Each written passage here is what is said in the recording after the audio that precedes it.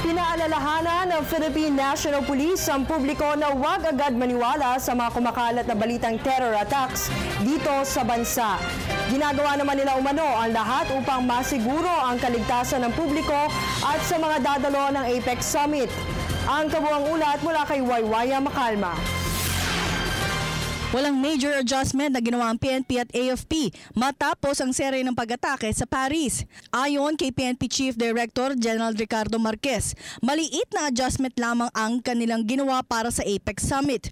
Ito ang pag-upgrade ng seguridad sa mga paliparan, lalo't halos buong araw bukas ang dating ng mga lider ng bansang dadalo sa pulong. Our security preparation is actually scalable. Scalable in the sense that when the heads of economies are about to arrive, you see additional layers of security. But with the events in Paris, we made sure we fortified our major urban centers. We made sure that the areas of convergence in Metro Manila are reinforced.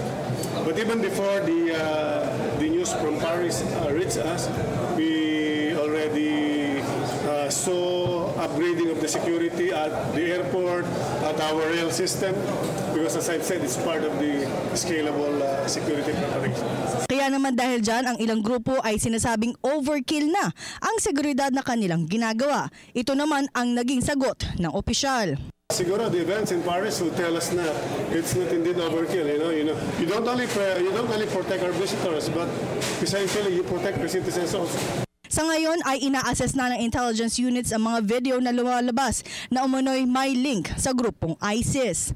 We take every information seriously. We give them to our intelligence fusion center.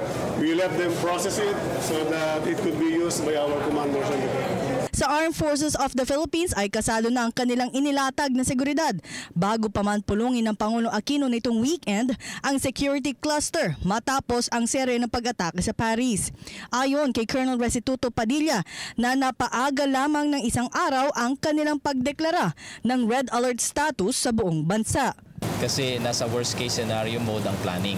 So lahat ng mga anumang pwedeng mangyari ay nakalagay sa ating preparasyon. So may konting adjustment pero hindi ganun kalakihan. Kinumpirma naman ni Colonel Benji Hao, ang tagapagsalita ng Philippine Army, na nagsimula na silang mag-deploy ng armor vehicle o mga tangke de gera sa iba't ibang lugar. Bagamat tumanggi na ang opisyal ng banggitin kung saan eksakto nakadeploy ang kanilang assets.